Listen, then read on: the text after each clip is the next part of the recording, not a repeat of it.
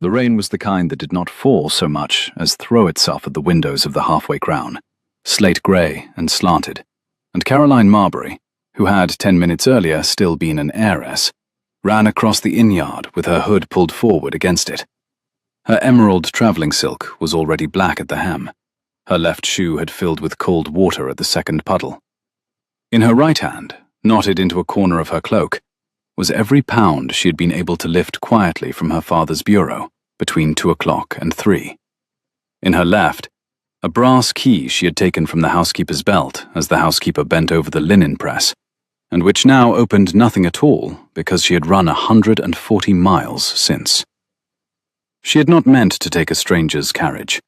She had meant only to reach the night mail, which the ostler had told her, when she had asked, in the voice of a maid sent on an errand, left the yard at 9:30 for Stamford and the North Road. The night mail was not in the yard. It had broken an axle, the ostler said, sucking his teeth, 2 miles south. There would not be another coach until the morning. The morning was the precise hour at which her father, the Earl of Marbury, would walk into the breakfast room of Marbury Place and find the chair beside his own empty for the first time in 25 years. And the morning was therefore an hour Caroline did not intend to be reachable in. She heard the shouting before she saw who was doing it. 2 men in the doorway of the taproom, her father's livery, the plum and silver, 20 miles ahead of where she had counted on his outriders being, because, she understood this with a small, calm clarity, she had told the housekeeper she was going to the lending library. The housekeeper had repeated it to the butler to the head groom. The head groom had said, very politely, that the lending library closed at 4, my lady, and her father had sent 4 men on the post road by 5. Caroline turned without taking another step. Across the yard, drawn up against the long wall of the stables out of the rain, stood a travelling carriage of dark blue lacquer with brass fittings, no crest visible from this angle, the horses removed, the lamps unlit, a man in a many-caped greatcoat asleep against the offside wheel, with his hat tipped over his eyes. She did not think.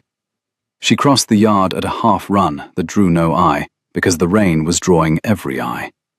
She tried the door. It opened. She climbed in. She pulled the door to behind her. She sat in the dark on a cold leather seat and pressed her palm flat against her mouth and listened. The carriage smelled of saddle soap and old book paper and a man's shaving soap, bay leaf, lemon, and faintly of the smoke of a fire burned down some hours ago. Under the opposite seat was a folded greatcoat of fine charcoal grey kerseymere, and the bench beside her, knocked over when she had sat, lay a book, bound in scuffed russet calf, open face down. She picked it up without thinking. By the thin, grey light coming through the leather curtain, her fingers found Latin. Georgicon, Virgil.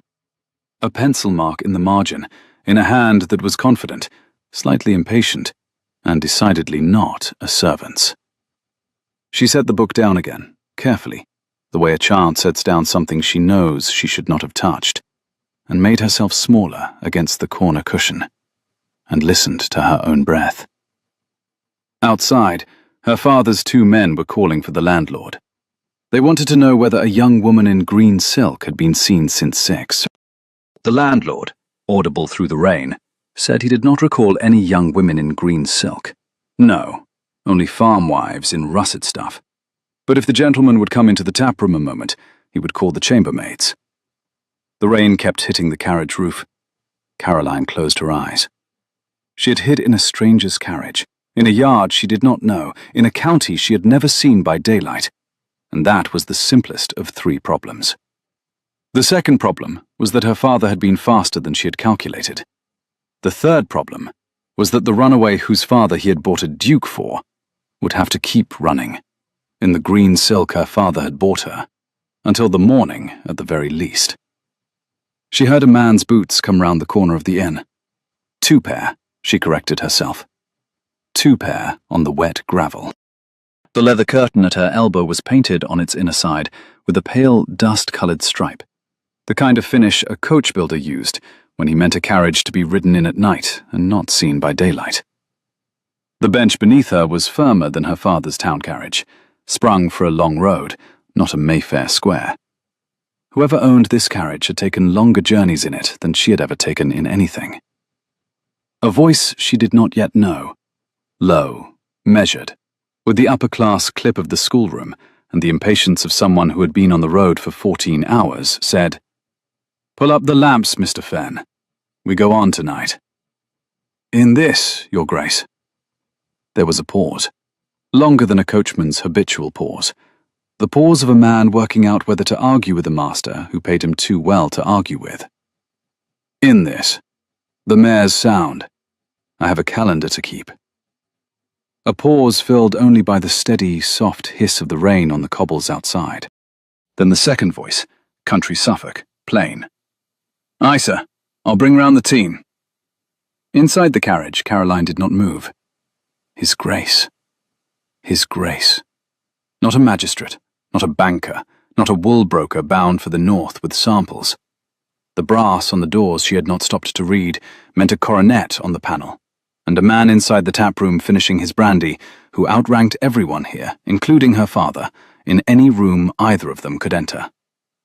She thought, with the same small, calm clarity that had crossed the yard, that she had chosen the one carriage in this yard whose owner she had reason to avoid more than any other. She thought it, and she did not get out. If she got out, her father's men would have her by the postbag stand inside 2 minutes. If she got out, she was back in the breakfast room before dawn, which was to say, back in the morning room at noon, which was to say, hand in his by Friday week. She had £3.11 in the corner of her cloak and a brass key that opened nothing. She had not run 140 miles to climb out of a carriage because the man whose carriage it was happened to be a duke. There were a great many dukes. She thought, not him. Please, not him. And was startled by how clearly she had said it inside her own head. There were a great many dukes. The odds, she told herself, were excellent. She heard the team being brought up. She heard the harness chains catch and ring. She heard the Duke's voice, closer now, exchanging a remark with the ostler that made the ostler laugh. Caroline could not catch the words, only the timbre, and the timbre was warmer than the schoolroom clip had been. Then the carriage shifted on its springs. A weight settled on the offside seat opposite her. The door clicked. The lamps came up outside the leather curtain in a thin, pale band. He had not seen her. He sat down across from her in the dark and did not see her, because she had drawn the charcoal-grey greatcoat half over herself and was pressed into the corner cushion of an unlit carriage and looked, presumably, like nothing in particular. The heaped folds of a travelling rug, perhaps, a wool valise abandoned by an earlier passenger. The carriage moved. She felt the cobbles of the yard under the wheels, and then the softer thrum of the post road. The rain went on hitting the leather roof. The coachman called something to the horses. The carriage gathered speed. The Duke leaned his head back against the squab and exhaled a long, controlled breath that was not, Caroline thought, the breath of a man going somewhere he wanted to go. She kept her eyes closed. She kept her hands folded in the corner of her cloak.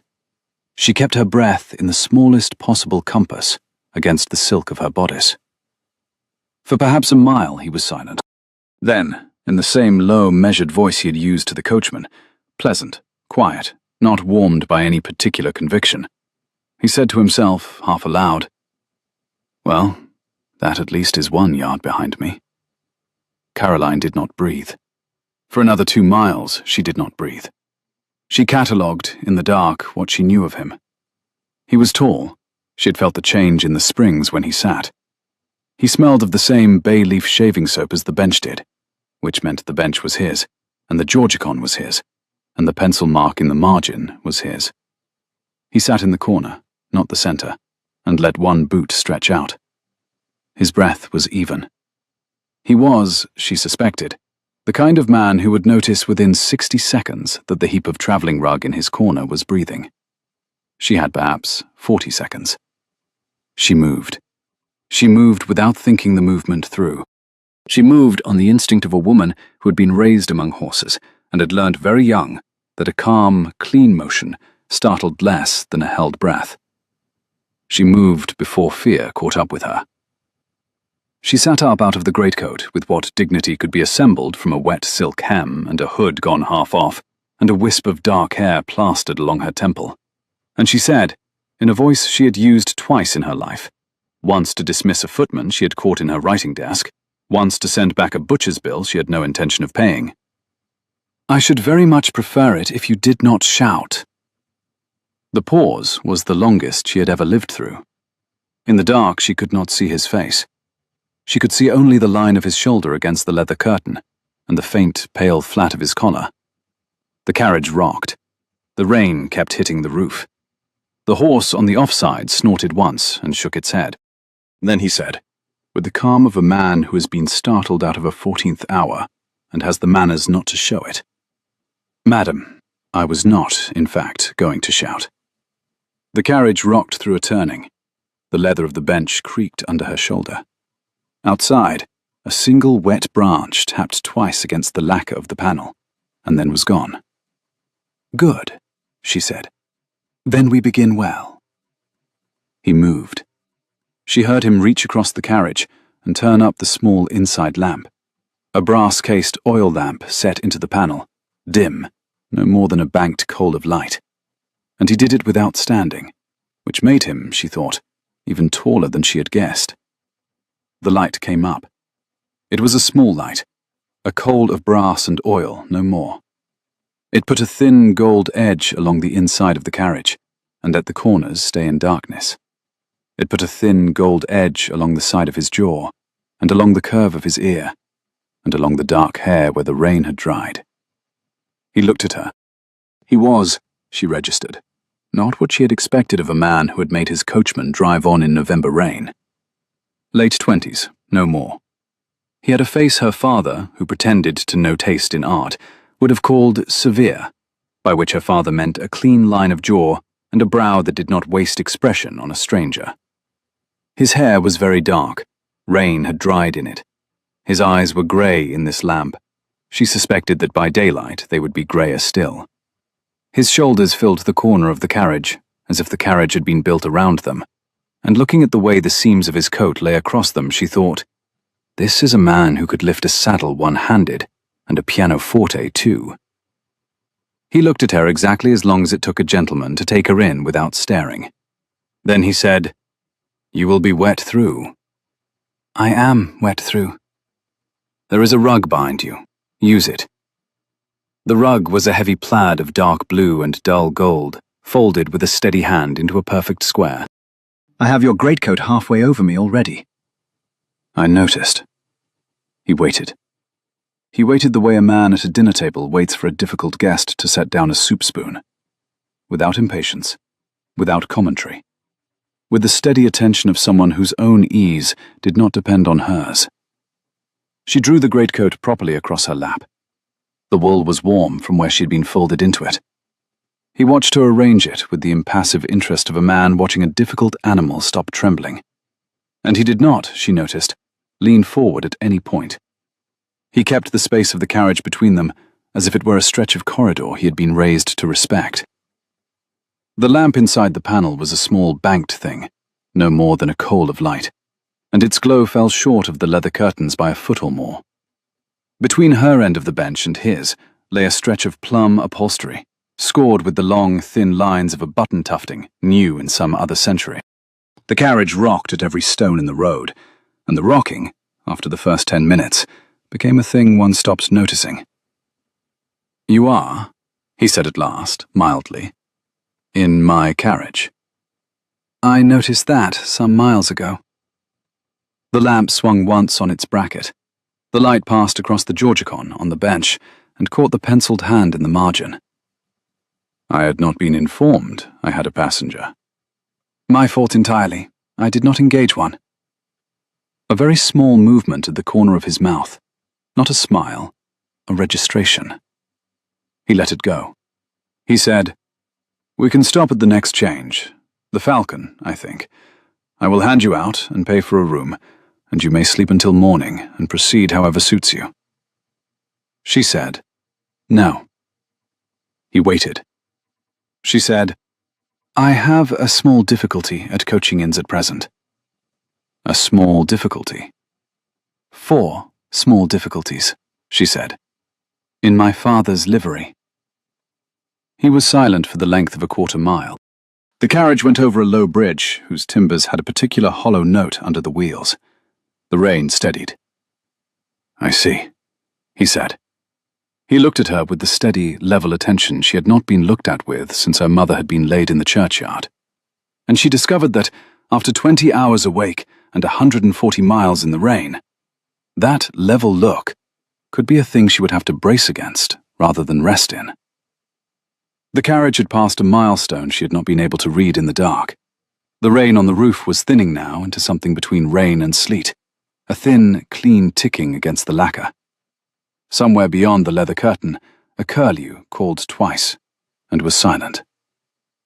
The post road went up over a low chalk rise and came down again into a hollow where the air smelled, very faintly, of cut hay and wet hedge. Are you, he said, in any actual danger? The lamp wick guttered for a moment and steadied. The smell of the bay-leaf shaving soap was very faint now, replaced by the smell of cold leather and the night road. From them? From anyone? She thought about it. She thought about the long table at Marbury Place, and the man whose name she had been told on Monday, and was to meet on Tuesday week. She thought of the Duke her father had bought for her, 3,000 a year and a borough at Halford, and a coronet over the breakfast china. And she thought how strange that the Duke he had bought was a phrase that referred to a real man, somewhere in England, going about his evening without knowing he had been sold. She pitied that man, slightly, in the small way one pities anyone who is bought without consent. No, she said, not in danger. Only in the way of an arrangement I would rather not be in the way of any longer. An arrangement? Mine to fulfill, not mine to choose. He considered that.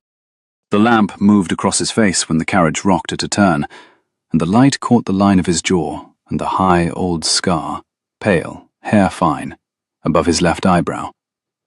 He did not look like a man surprised by what she had said. He looked like a man who recognized it. I shall not pry, he said. I shall, however, ask one further question, and then we shall, I hope, find one another's company tolerable for the next 50 miles. She drew a slow breath. The wool of his greatcoat smelt faintly of wood smoke and saddle. The carriage rocked through a long, shallow curve. Ask. Your name. Catherine, she said, and was startled by how steadily it came. It was her mother's name. She had not used it since she was small. Catherine Eames. She watched him hear it. He did not nod. He did not write it down. He let it sit in the air between them, as if checking its weight. Well, Miss Eames, he said, I am Adrian. We need not between us be more formal than that. The road is too long for ranks. He said it the way a man says a small, honest thing he has rehearsed twice, and decided on the second rehearsal to mean. The lamp moved again. The shadow of his lashes fell, briefly, across the line of his cheek. As you like. I would offer you a cup of tea. I have, in the box under your seat, a small flask of cold tea and a packet of sandwiches that the landlord assured me his wife had cut at 5. They will be dry, they will be edible. They will not, I think, poison either of us. She had not eaten since 1 o'clock yesterday afternoon. Her stomach had stopped reminding her of the fact some hours ago, in the way a body, after a certain hour, stops asking questions it knows will not be answered. I am hungry, she admitted, and was startled again, this time by how true it was. He reached under her seat, without coming any closer to her than he had to, drew out the box, set it on the bench beside him, and unwrapped a small parcel of greaseproof paper. He passed her, across the carriage, 1 square of bread and beef, and 1 small horn cup of cold, strong tea. His hand, she registered, was large and warm and steady, and the cuff of his shirt at the wrist was very fine linen, very plain. No ring, no fob. A plain, dark coat. A man, she thought, who had inherited an entire wardrobe and chosen the dullest pieces in it. She ate. He ate. Neither of them spoke for some minutes. The rain hit the roof. The springs creaked at every hill. Outside, somewhere, a curlew called once and was silent. When she had finished the sandwich, she said. She watched the lamp move across his face for the length of 3 breaths before she spoke. The grey eyes did not, she registered, blink as often as her father's blinked, or as often as the men at her father's dinner table blinked when they were lying. Why are you driving north in the rain at 9:30? He looked at her over the rim of his own cup. The lamp moved. He said, because someone is waiting for me at the other end. A patient relative. A patient relative, he agreed. And a great deal of business that has been waiting for me to find the courage to face it. He said the word courage without irony. The carriage rolled across a stretch of mud-rutted lane, and then back onto the smooth, chalk-bedded post road. Somewhere ahead, the next milestone was approaching. And the brandy was for the courage? He set his cup down on the small folding shelf set into the panel between them. The brass of the shelf had been polished to the soft, worn sheen of a thing handled often by a steady hand. The very small movement at the corner of his mouth came again. The brandy, he said, was for the courage. The carriage is for the going. The rain, I suppose, is for not knowing the difference. She did not laugh. She came very near it. She did not, just then, know what to say. He let the silence sit. The carriage went on through the rain, which had thinned now into a steady, fine mist, the kind of weather that did not announce itself, but soaked through linen by inches. You may sleep, he said. I will give the coachman his orders at the next change. We shall not stop more than the change requires. By tomorrow noon we shall be at... He stopped himself. We shall be where I am going. From there you may take whatever onward arrangement suits you. That is generous. A small, honest pause. The road went down into a hollow. The horse's hooves changed pitch on damp chalk. That is convenient. I am not at this hour in the temper for inn-yards or magistrates, or the explanations attaching to either. Nor am I. Then we shall pretend we have known one another a long while, he said.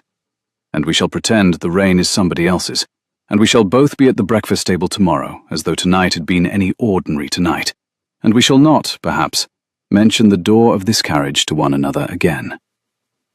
As you like, she said.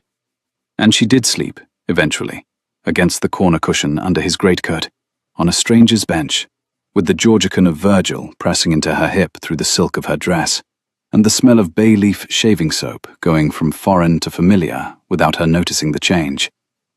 He did not sleep at all. He watched her, once, when the carriage went over a bridge and the lamp swung in its bracket and the light moved across her face. He saw a young woman of perhaps 25, pale with cold and want of sleep, with the curve of a cheekbone that suggested a portraitist had drawn her once and a milliner had dressed her since. He saw the seam of the emerald silk under the wool greatcoat.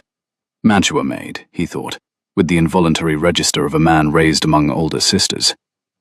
He saw the brass key still knotted in the corner of her cloak. He saw a runaway. He did not, he was fairly certain, see a wife. He was thinking, as he watched her, that he had agreed 3 months ago to marry a young woman he had never met.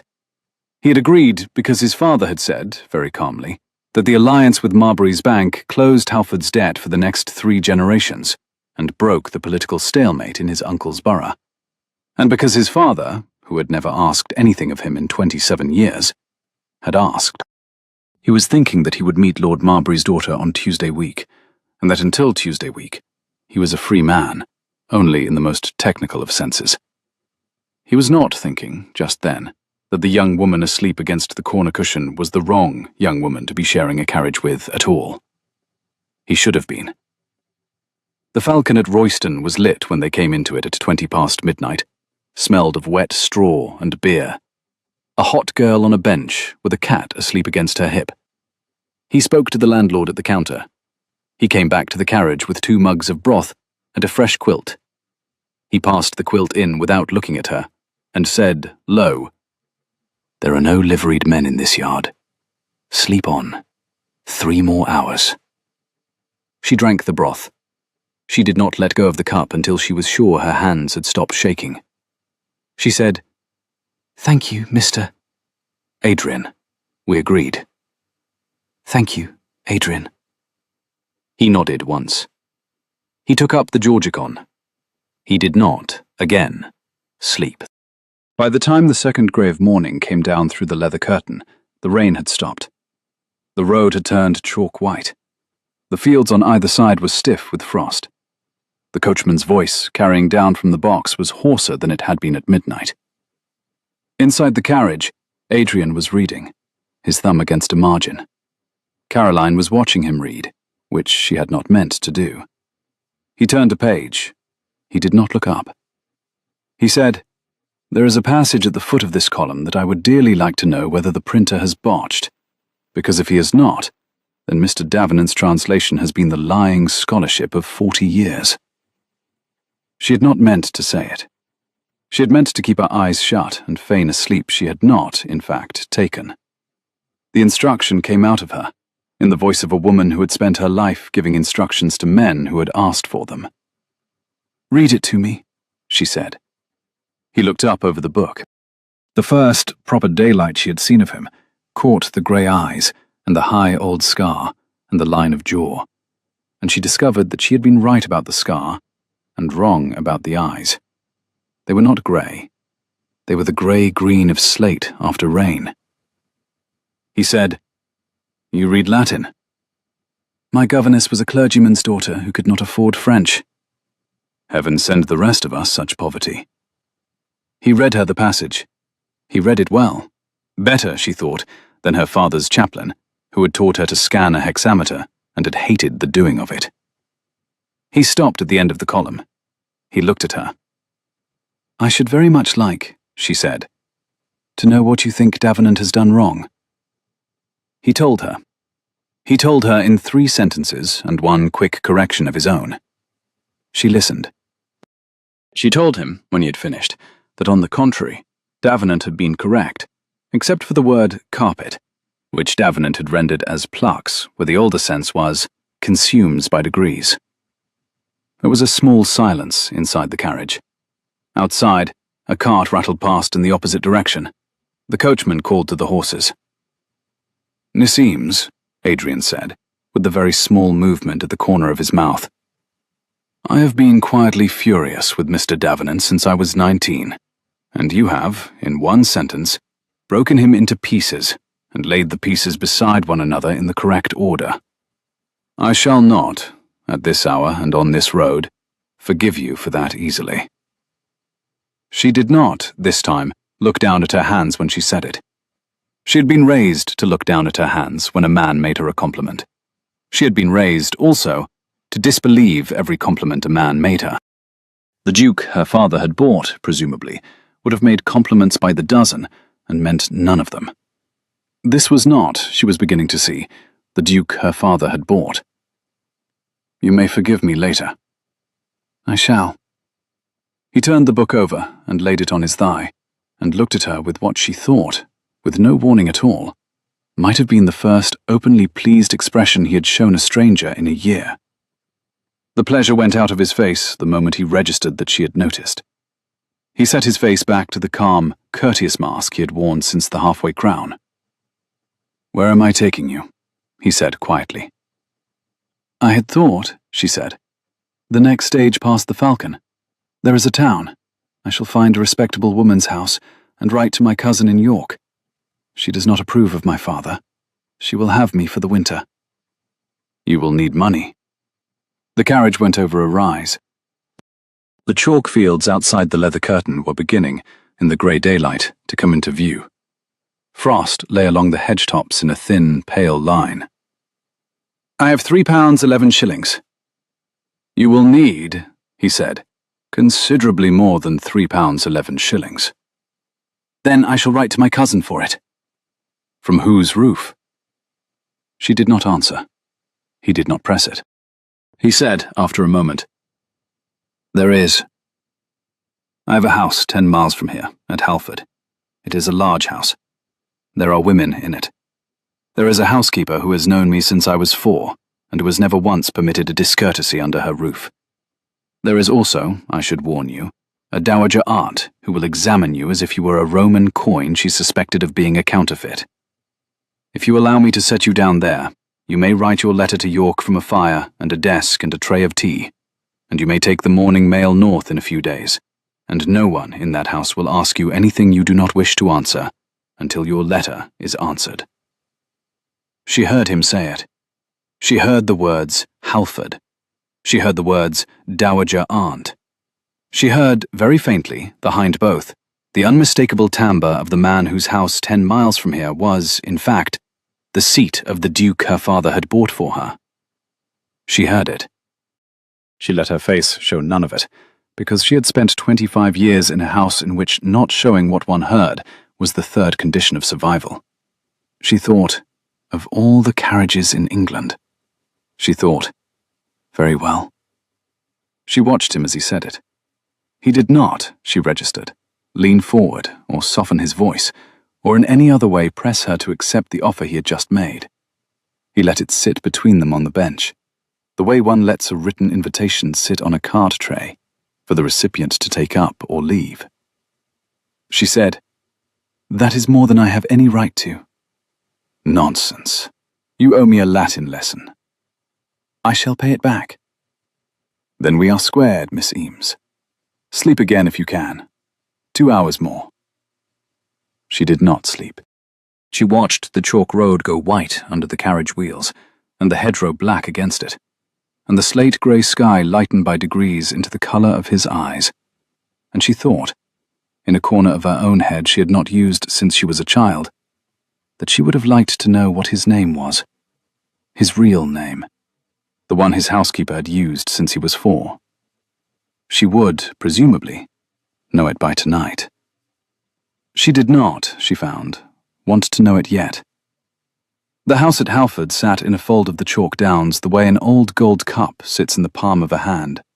Heavy, dignified, surprisingly small at the second look, with 3 stories of grey limestone and a long row of mullioned windows that had been catching the morning sun for 200 years before any Wycliffe had thought to be born. The drive came in along an avenue of ponarded limes. The gravel had been raked that morning. 2 footmen were on the steps by the time the carriage cleared the gate. Caroline saw the coat of arms above the door before she saw the door. Halford. The Dukedom of Halford. She had read about it in Debrett's in her father's library 6 weeks ago, with the air of a woman reading the marriage advertisement of a name not yet attached to her own. She had read about it again in the Morning Post, under a paragraph she had pretended, for the benefit of the housekeeper, to find boring. The crest was 3 falcons on a chevron. The motto was, non sine pulvere, not without dust. She had thought, idly at the time, that whoever the Duke turned out to be, he at least had ancestors who had not lied about the cost of getting there. The carriage stopped.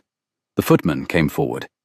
The first footman was a young man, with the kind of carefully expressionless face that a footman learnt in his first year of service, and never quite afterwards lost. The second footman was older. Both of them had their hats off in the cold. "Your Grace." "Mr. Fenn, take the team round. Mrs. Bell will have ordered something for the kitchen by now. Miss Eames. Brown, this is Miss Eames. She's been on the road since yesterday. She's to have the south guest room and a fire and whatever Mrs. Bell is making in the kitchen. Tell my aunt at once that I have brought a guest. Tell her I shall come to her in the morning room in a quarter of an hour." It was done with the same low, measured calm he had used to the coachman in the inn-yard. It was done in the voice of a man who had given orders since he was 8. It was done, Caroline registered with the small, calm clarity she was beginning to dislike, by a man named Adrian, who was also a Grace, and whose footman knew him as both, and who had not, at any point in the last 15 hours, lied to her. Only let her not ask. He handed her down himself. His hand was warm under hers.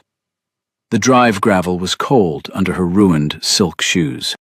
The sky was the slate grey of his eyes, and she could not, now, look up at him without seeing the resemblance, and she could not, now, look down at the steps without seeing the falcon on the brass boot scraper. She said, "Adrian?" "Miss Eames?" The wind off the chalk downs pulled the colour up into her cheeks. She drew the wool of his greatcoat closer at her throat. The gravel under her shoes was the colour of cold tea, washed clean by the night's rain. "That is not, in fact, your only name." "It is the only one I use indoors with a woman who has been awake since yesterday." "And outside?" She kept her voice low. The footman at the door, 20 yards away, could not have heard her if she had spoken in a parlour voice. She kept her voice low anyway. He looked down at her. The light caught the high, old scar. He said mildly, "Halford, Adrian Wycliffe. The 8th, for what it is worth. My aunt will tell you the rest if you ask her. She would prefer that you did not." "I see. I had not meant to make you ride in a carriage that belonged to a duke." A small silence. A starling went, in a black trail, along the line of the parterre wall. "You did not make me. I climbed in." "Yes, you did." He let it sit there. She did not, because she had not yet decided to, ask the second question. He did not, because he had been raised among all the sisters, push her into asking it. They went up the steps. The dowager aunt was waiting in the morning room.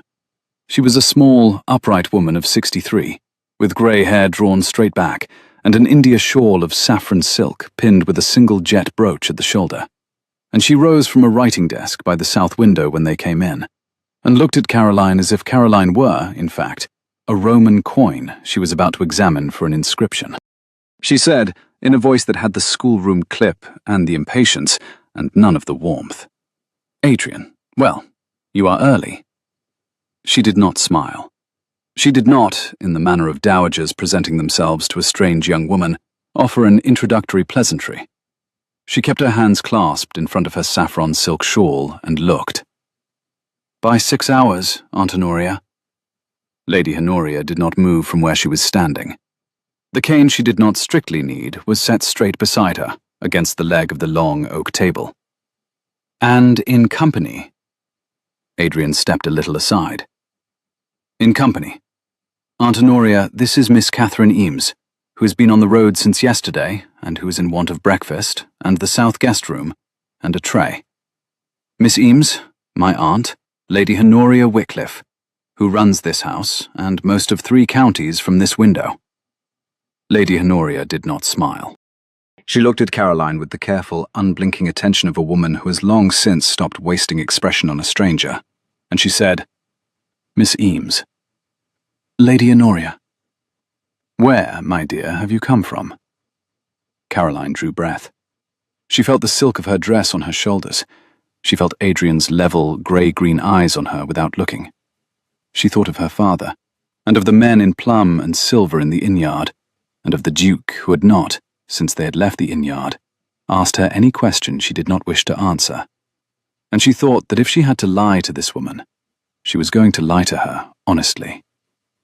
She said, "I have come from a house in Hertfordshire I was no longer at liberty to remain in." The room held its small, attentive silence. The clock on the marble mantel ticked. A coal in the grate let out a thin, clear, musical crack. "I see," said Lady Honoria. "And the name of the house?" "I should prefer not to say." A silence that was not, Caroline noted with relief, hostile, surprised, reassessing. "Adrian," Lady Honoria said, without taking her eyes from Caroline. "The south guest room. A tray. Mrs. Bell has the strong tea. Send Miss Eames's maid up. Oh, you have no maid." "No, my lady." "Then I shall send mine. She is called Pierce. She is very correct. She will not ask you anything." Lady Honoria turned then, with a deliberation that suggested practice, and looked at her nephew. "Adrian, I shall want a word with you, in due course, about what you have done." Adrian inclined his head a fraction. The gesture was the most expressive thing he had done in the room since he had come in. "In due course," Aunt Honoria. In an hour. In this room. Adrian held the door for Caroline. He did not, when she passed him, look at her. In an hour. Lady Honoria rang the bell, gave Pierce 3 sentences of instructions, in a voice that did not raise itself a tone, and turned Caroline gently by the elbow toward the door. She said, in a register Caroline had not heard yet, almost quiet, almost kind. Whatever your name is, my dear, you will eat something. You are very pale and very wet, and there is nothing I have learnt in 63 years that improves with talking before tea. Caroline went up the great stairs in a strange woman's hand. She went up between portraits of long-gone Wycliffes who had collected dust without scandal for 2 centuries. She went up into a room of pale green and old amber, and a fire that had been lit, evidently, while the carriage was still on the drive. She let Pierce take the wet silk off her, and put a flannel robe round her shoulders, and a cup of tea into her hand. And she did not weep, because she had been raised in a house where weeping was the 3rd condition of being heard. She thought, sitting by the fire, that she had hid in a stranger's carriage, in the rain, in a yard she did not know, and that the stranger's carriage had carried her to the precise house she had run 140 miles to avoid, and that the Duke, her father, had bought for her, had given her his greatcoat, his cold tea, his sandwich, his Virgil, the south guest room, his aunt's lady's maid, and not, at any point, a question she did not wish to answer. She thought, what kind of man does that? She thought, not the kind of man my father would have bought. She set the cup down. She watched the fire. She did not yet know what she was going to do. She knew only that the brass key in the corner of her cloak had opened, after all, exactly one thing, and that the thing it had opened was not what she had expected, and was not, perhaps, going to be possible to close again. Downstairs, in the morning room, Adrian Wycliffe stood at the window with his hands clasped behind his back, looking out at the parterre that the chalk frost had turned the colour of a pearl, and listened to Lady Honoria, who had taken 30 seconds to walk to the writing desk and another 15 to seat herself, say, Adrian. He turned from the window then. Aunt? Lady Honoria did not move from the window. Her hands were folded, one upon the other, in the way she folded them when she meant to be patient, and meant her patience to be felt. You have, I take it, an explanation. I have no explanation. I have a passenger. The passenger is in the south guest room. The passenger is to be treated as a guest of the house, until she chooses to write to her relations, or until I am informed that she may not. And who is she? She gave me her name as Catherine Eames. His aunt was silent for the space of 2 breaths. There is no Catherine Eames. He did not turn from the window. I have never met an Eames of any sort. The name may yet be real. Adrian. I know. Outside, a fine rain had started against the south lawn. The yew at the corner of the parterre was darker than the sky behind it. You are to receive Lord Marbury's daughter at the Place on Tuesday. I am aware, Aunt. The frost on the parterre outside the long window was beginning, very slowly, to soften. And you have, on Sunday, brought home from a coaching inn a young woman in green silk to whom you have given the south guest room. I am aware. Has it crossed your mind? He did not turn from the window when he answered. It has crossed my mind. She did not finish her sentence. He did not turn. The frost on the parterre was beginning, in places, to go. What I would say to you, Lady Honoria said, is this. I have lived in this house for 51 years. I have watched 2 dukes marry without choosing. I have watched the consequences. I have watched your father do, in the matter of your mother, what your grandfather did in the matter of your aunt, and the cost has not stopped being paid in this house, Adrian, in either direction, in any generation I have known. If the young woman upstairs is who I think she may be, you will tell me before you tell her. If she is not who I think she may be, you will still tell me before you do anything. I am too old, my dear, to find out by the third footman." He turned then. He looked at his aunt across the writing desk. He said, with the very small movement at the corner of his mouth, that Caroline, 3 floors above with a flannel robe over her shoulders, had begun to recognize without knowing what it was called. "Aunt Honoria. I have known her 15 hours. She knows 3 things about me. She knows my name is Adrian. She knows I read Virgil.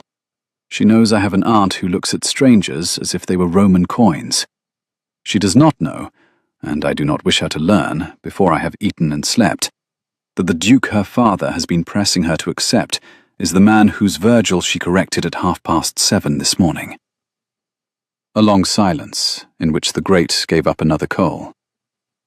"You will tell her." "I shall tell her, today, before dinner. I should very much like 1 hour, aunt, in which I am simply a man whose Latin has been improved by a stranger, before I am again a coronet and a borough, and a 4,000-a-year settlement signed in another man's hand." Lady Honoria looked at him. She was, as he had known she would be, very quiet for a long moment. Then she said, "1 hour, Adrian, not 2. 1 hour. She watched him as he said it. She watched him as a small, upright woman of 63, who had taught him to count and to ride, and at 9, to keep a difficult promise on a broken arm.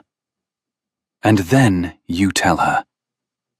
"Then I tell her." He bowed his head a fraction to his aunt. He went out of the morning room. He did not, on the way through the hall, look up at the south stairs. He went out across the parterre. He stood for some minutes at the wall of the lower terrace. He thought that he had not, in 27 years, ever before wanted a stranger to be someone other than they were going to be. And he thought, with no courtesy at all, that he had perhaps half an hour left in which to be a man called Adrian, and that he intended to use it. He did not yet know what use he was going to make of it. He would find out by tea. Caroline ate. She slept 3 hours under a green eiderdown. Pierce woke her at noon, brought her a clean grey muslin morning dress that fit at the shoulders and was loose at the waist, Lady Honoria's, when she was Miss Wycliffe, my lady, and you are nearly her height, and dressed her hair with a discretion that asked nothing. She went down to the morning room at 1. Lady Honoria was at the writing desk. The Duke was not in the room. Lady Honoria looked up, registered the dress, registered the hair, said, "That suits you," and went on writing. "Lady Honoria, in a moment, Miss Eames." She finished the line. She set the pen down. She blotted. She closed the inkstand. She gave Caroline her full level attention, as she had given her in the morning, and she said, "There is a luncheon laid in the small dining room. My nephew is not in the house at this hour. He has ridden out to the home farm. He will be back at 3. You will lunch with me. After lunch I shall take you through the library, because you read Latin, and there is nothing else I can offer a stranger that is half as polite. And at 3, when my nephew is back, you and he will have, I gather, a conversation. I have promised him that I shall not be in the room. You will, however, have me on the other side of that door, my dear, as long as you have need of me there. Do you understand?" "I think I do, my lady." "Eat. The cook is a Wycliffe in temper. She will be insulted by less than a full plate." Caroline ate. She ate cold pheasant and a slice of seed cake and a baked pear that had been steeped in spiced wine, and Lady Honoria gave her a small, careful tour of the library that contained 2 passing observations on Mr. Davenant's translation and 3 on the unfortunate vogue for false Gothic bindings. And Caroline laughed once, suddenly, at a verdict on Mr. Coleridge that she had heard her own governess deliver in identical phrasing 20 years earlier. And Lady Honoria looked at her, with the very small movement at the corner of her mouth, which Caroline now recognized, because she had seen it for 15 hours on another face, and which had to mean, she thought, that Lady Honoria was, also, in her own way, his aunt. At 2:45, Lady Honoria gave her into the library and closed the door behind her, and Caroline stood by the long table and waited. She heard the boots on the flagged corridor before she saw him. She heard him stop at the library door. She heard the small, steady breath he drew before the latch lifted. He came in at 3 exactly. He had changed. He was in country dress, a coat of dark green, plain riding breeches, a cravat tied without flourish. He had taken off his gloves at the door. His hair was windblown. He had been on the home farm, plainly. He came in and shut the door and crossed to her with the same low courtesy he had used on the carriage step. And he stopped at the other end of the long table, and he said, "Miss Eames." "Halford." He took the name without flinching. He said, "I owe you an explanation." "You owe me," she said, "a question first." She drew a breath. She kept her hands on the table. She did not, at any point in the long week she would later remember, regret the steadiness of her own voice in this moment. "Ask it." "Are you the Duke of Halford that my father has been writing to since August about a marriage between his daughter and yourself?" A silence, in which the fire in the library hearth made the only sound. The clock on the mantel struck the hour. The clock kept striking. Adrian Wycliffe set both his hands on the long table, palms flat, and looked across the matter, and he said, "I am."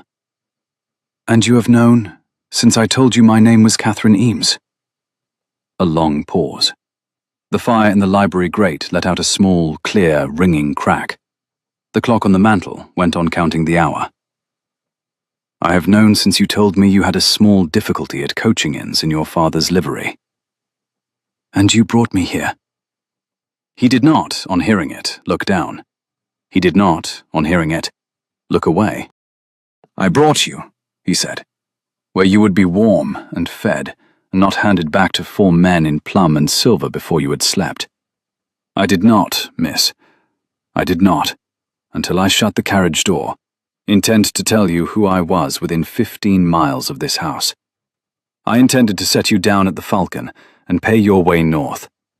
I changed my mind on the road." "Why?" "Because you read Virgil." The answer landed in the room with no flourish at all. He did not, on saying it, look pleased with himself. He looked like a man who had just paid a small, honest tax he had been intending to pay for some weeks. She did not laugh. She came very near it. "That is," she said, "the worst reason I have ever heard a duke give for anything." "It is the only honest one I have." She looked at him.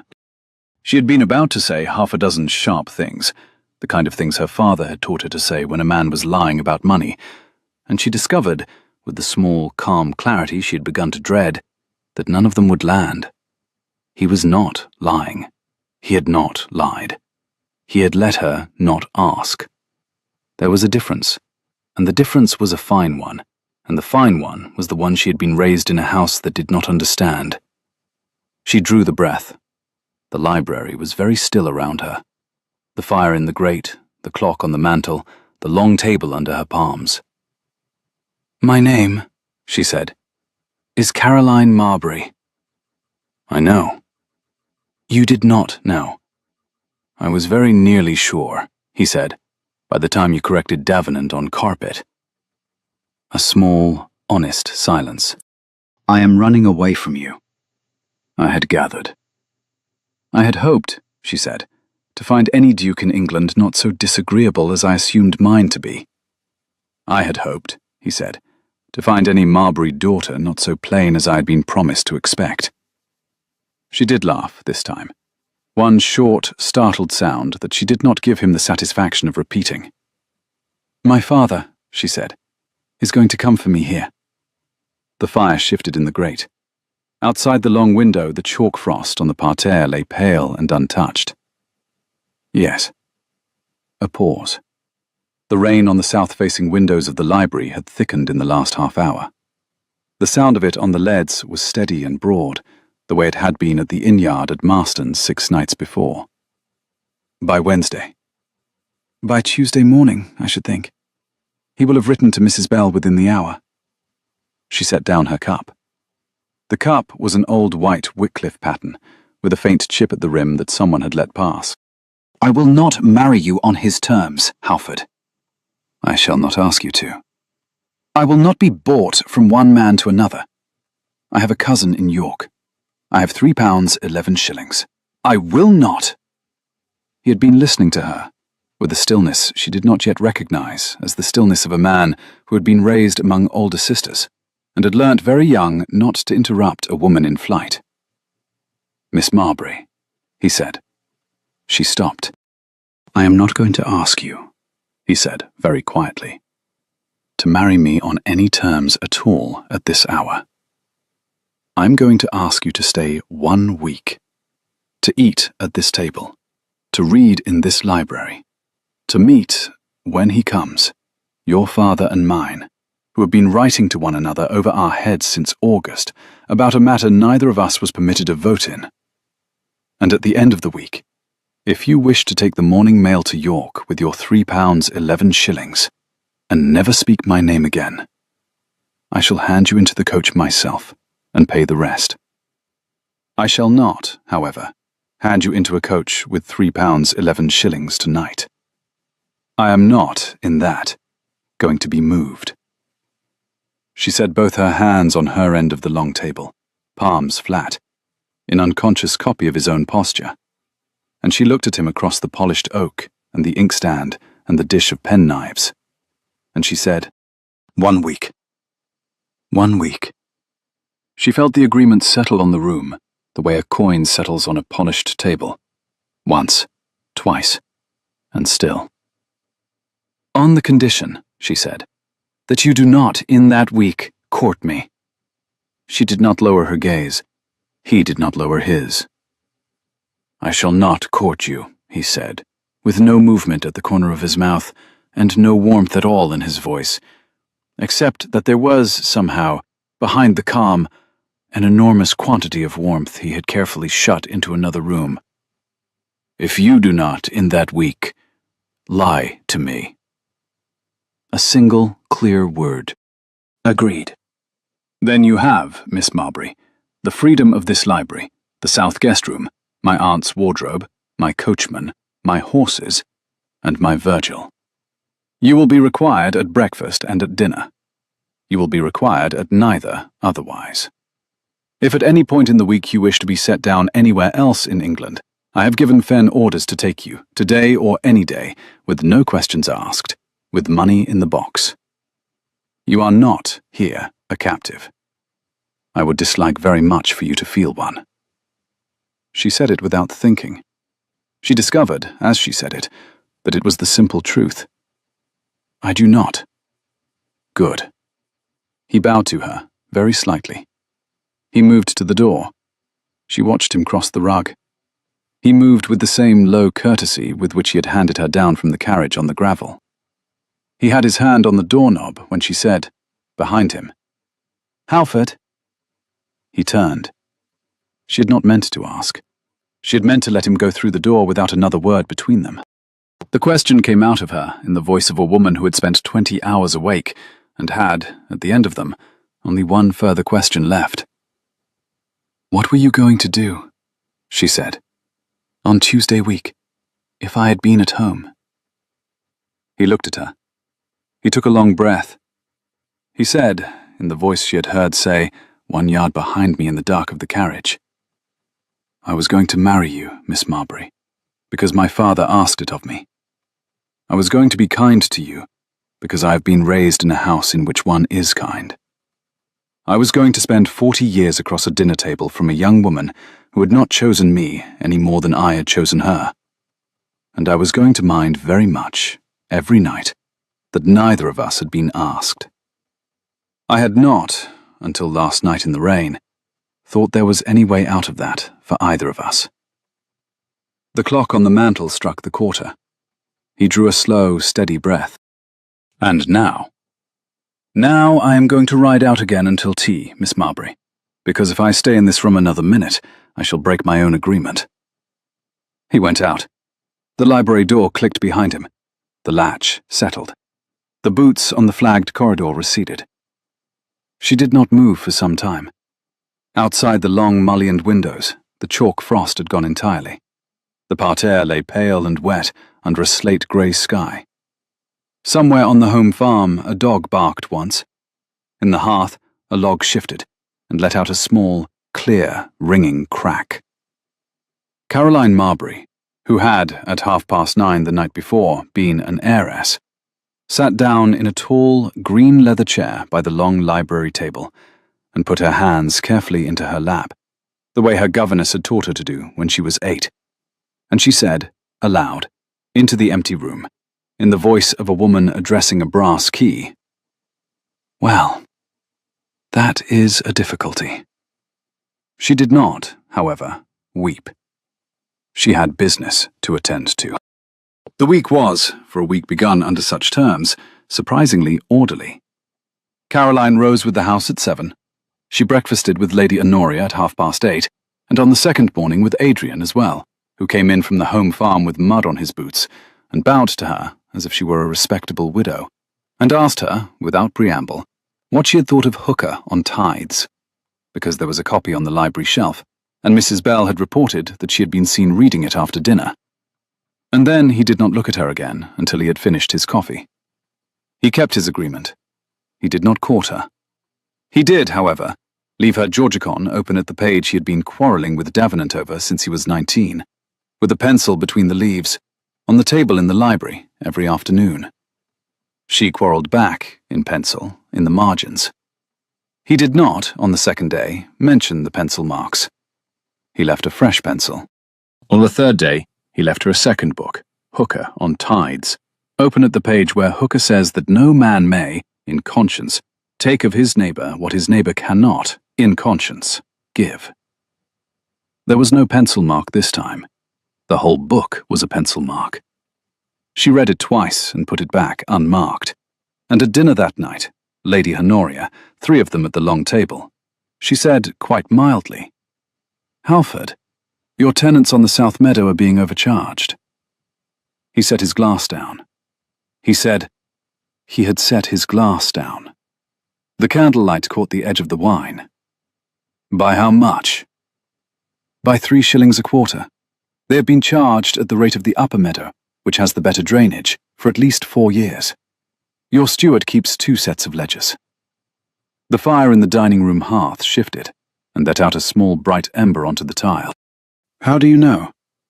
"I went out yesterday with Mrs. Bell to the home farm. I asked the head shepherd's wife where the cottagers fetched their water. I went, after that, to the cottages. I have a way of getting people to tell me what they pay. My father taught me, in case I ever had to manage a house. He did not anticipate that the house in question might be yours." Lady Honoria laid her fork down with great quiet. Adrian said, he spoke the words very evenly. The wine in his glass did not move. "Which steward?" "Mr. Petrie." "Mr. Petrie has been at Halford 22 years. Caroline took a slow breath. The dining room candles were down to half their length, and the wax was puddling at the silver collars. The pheasant on her plate had gone cold. She set her fork against the rim, very carefully, the way her governess had taught her to do when she was 8, and she straightened the linen of the cuff at her wrist. "Mr. Petrie," Caroline said, "has been at Halford 22 years too long. He has bought a public house in Stamford. He bought it 3 years ago. The deed is in the name of his son. The son is a tide waiter on 3 shillings a day. The son could not, in conscience, have bought a public house. Your tenants, in conscience, did." The fire crackled. Adrian set his fork down. He looked at his aunt. His aunt said, in the voice of a woman who had been waiting half a decade to be told something she had suspected, "Adrian, I told you in March." "You told me in March," he said quietly, "that you did not care for Mr. Petrie's hat." Lady Honoria did not look at her plate. "That was the polite version, Adrian." "I see." He looked across the table at Caroline. The candle nearest his hand had burnt down a half-inch since they had sat. The wick was leaning a little to the east, in the way that wicks leaned in old houses when a sash a long way off was not quite closed. He said with absolute mildness, "Miss Marbury, would you come with me to the home farm at 9 tomorrow?" "Yes." Mr. Petrie will be there with the ledger, the new one. I should very much like a witness whose Latin I do not yet have a way of contesting. You shall have one. Thank you. A small silence. The fire shifted a log. Somewhere, beyond the dining room door, a clock in the hall struck the half. Halford? Miss Marbury? She set down her wine-glass. She had taken perhaps 2 mouthfuls in the whole of dinner. She did not lift it again. I had not, she said, expected to do this for a duke who had not asked me to. I had not, he said, expected to be asked by a woman who had specified 3 days ago that I was not to court her. I am not being courted. You are not. A beat. She held his eye across the candle flame. You are being audited. I am being, he said, with the very small movement at the corner of his mouth that was, by the 4th day, beginning to be a thing she watched for. Very thoroughly audited. I shall, presumably, survive it. Or I shall not. Lady Honoria reached for her glass. I do not pretend, she said, to follow whatever this is between the two of you. I should be very obliged, however, if neither of you forgot that you had agreed not to court one another, because if either of you did forget it, it would fall to me to remind you, and I have a letter to write to the bishop, and very little patience. Lady Honoria looked at her glass. Aunt. Adrian. That was the 3rd day. By the 5th day, Adrian had taken Mr. Petrie's ledger off him in the home farm office, in front of Caroline, in front of his aunt, and in front of the head shepherd who had been at Halford a year longer than Mr. Petrie, and disliked him precisely a year longer, and Mr. Petrie, who had a long, thin nose and a very thin patience with women who asked questions, had said, in the kind of small, clean voice in which men lie when they have run out of larger ones, I cannot answer that question, Your Grace, in front of— You will answer it, Mr. Petrie, Adrian had said, in front of whomever I have in this room. Mr. Petrie had not answered it. He had handed over the ledger. He had ridden, that afternoon, to Stamford in his own gig, with a letter of dismissal in his pocket, and an instruction that the keys to the home farm office were to be at Halford by nightfall, or the matter would not be resolved between him and his Grace, but between him and the assizes. The keys had been at Halford by 6. The new ledger had been put into the head shepherd's hand. Adrian had written a letter to a man in the city, asking him to come down for the audit. Lady Honoria had written a letter to the bishop about a parish school. Caroline had written a letter to her cousin in York. The letter to her cousin she had not sent. She had written it twice, in fact, both times honestly, both times with the address of the post office at Halford on the outside, and both times she had laid it on the bench in the library by the inkstand and walked away from it. The first time she had told herself it was because she had wanted to add a postscript about the steward. The second time, she had told herself it was because the postbag had already gone. The third time, on the 5th night, she did not write it at all. She sat in the library after dinner instead, by the fire, in Lady Honoria's grey muslin and a Norwich shawl Lady Honoria had given her on the 4th day, with the explanation that it had been her sister's, and that the colour did not suit anybody actually living. And she read the pages of the Georgicon she and Adrian had been quarrelling in pencil over since Sunday, and she found that he had written, in the margin of a passage about late autumn rain on a vine, in the small, impatient hand she had first seen in the rocking carriage. Davenant has rendered obstrigit as binds fast, which is correct in the verb, but wrong in the temper. Miss Marbury, would you be willing, before I leave for the city on Friday, to give me your sense of obstrigit as a verb of constraint that is also a verb of relief? I shall not press, only ask. She read it 3 times. She put the book down. She picked up the pencil.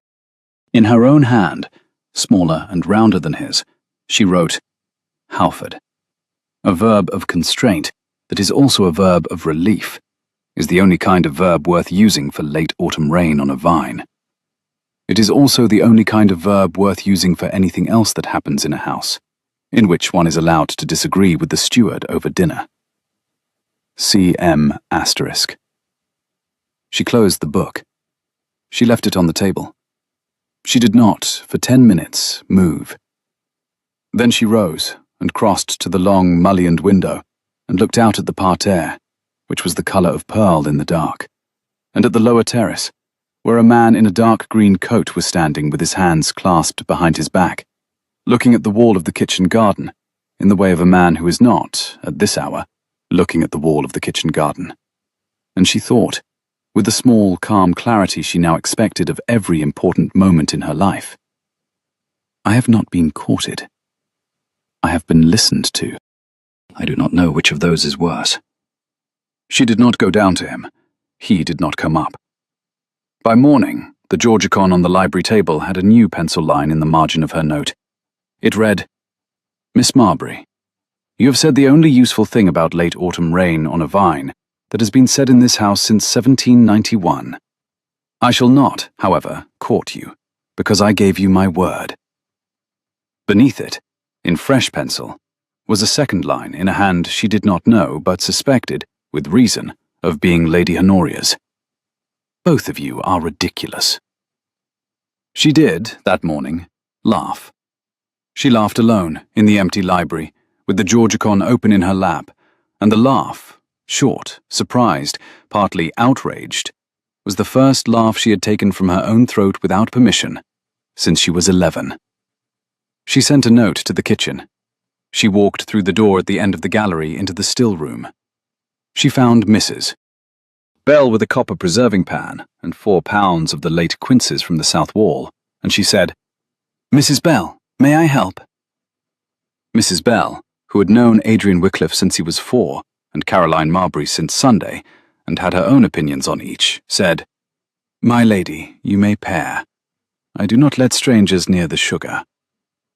Caroline pared quinces with a small, sharp paring blade for an hour and a half, on a high stool by the window, with the wet quinces under her hands going slowly bronze gold under the lemon and the cold sugar.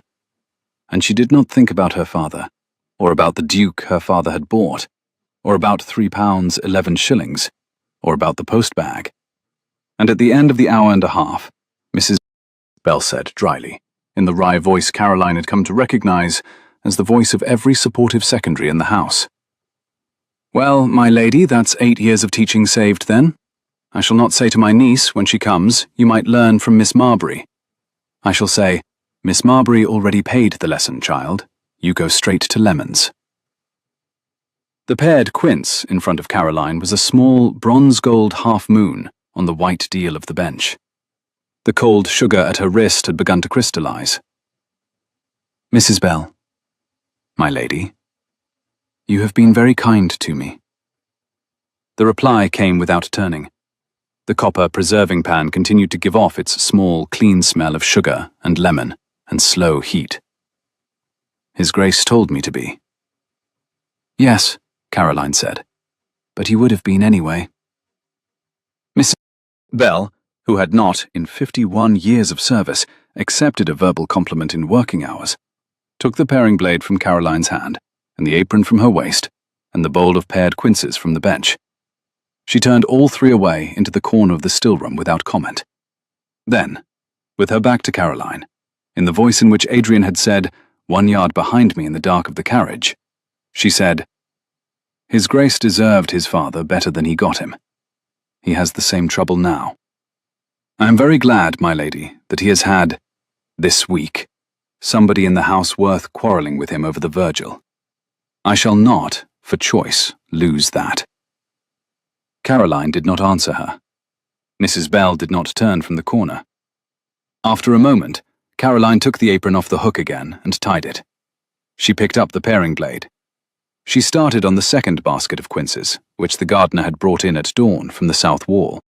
She did not look out of the still-room window, where, on the gravel of the lower terrace, a man in a dark green coat had just walked up out of the parterre and stopped at the back gate with his hand on the latch, looking up at the still-room window, the way a man looks at a window through which he can see a woman paring fruit, and not, at this hour, looking at her at all. It was the 6th morning of her week. Her father's carriage came up the avenue at noon on Tuesday. Caroline, in the still room with Mrs. Bell, did not hear it. Adrian, in the library with the man from the city and an open ledger, did. He set down his pen. He looked across the table at his aunt, who had risen and was standing at the long window, and his aunt, who had stopped in the last 24 hours, looking at strangers as if they were Roman coins, and had started, almost, looking at her nephew as if he were one, said, "Adrian." Adrian did not look up from the ledger. His pen, when he laid it down, made a small, flat sound against the rim of the inkstand. "I know, Aunt." "You will fetch her?" "I shall not. She shall come down when she chooses." "You will tell her?" "Brown is on his way to her." He stood up. He set his hand on the table for a moment, palm flat, the way he had set it on the library table on the third day.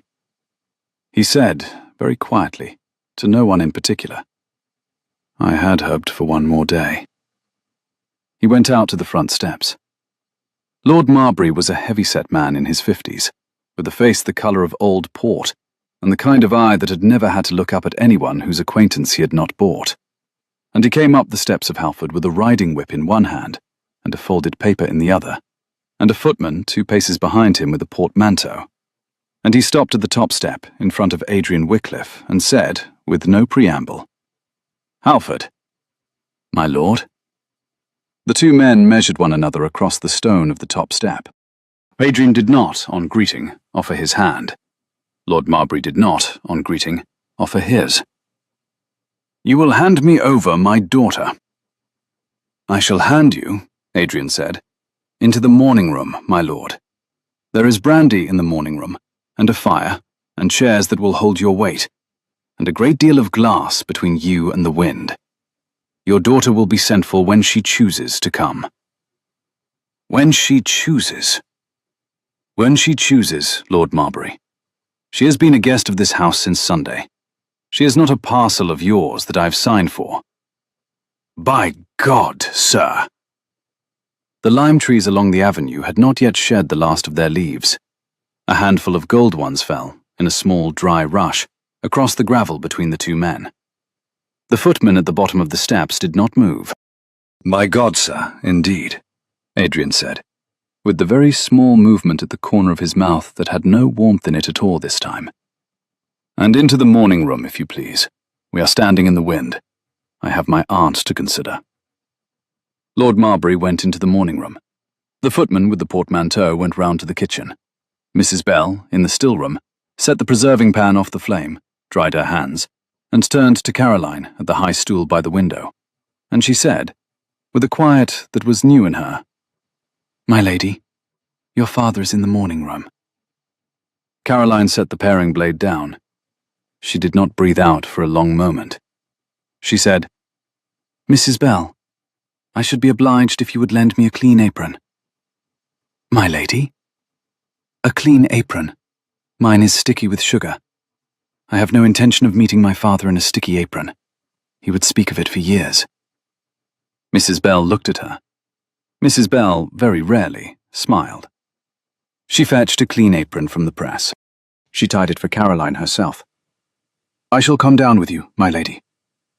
"No, I shall go alone." "Then I shall be in the gallery, my lady, by the door." "Thank you, Mrs. Bell." Caroline took off the sugar cuffs of her dress, washed her hands, smoothed her hair under Lady Honoria's grey muslin morning cap, and went down the back stairs. She crossed the long flagged corridor that led from the still room to the hall. She passed the library door without looking at it. She stopped at the morning room door and rested one hand flat against the panel for a moment, as she had rested her palm flat against her mouth in the dark of the carriage on Sunday night. And then she opened the door and went in.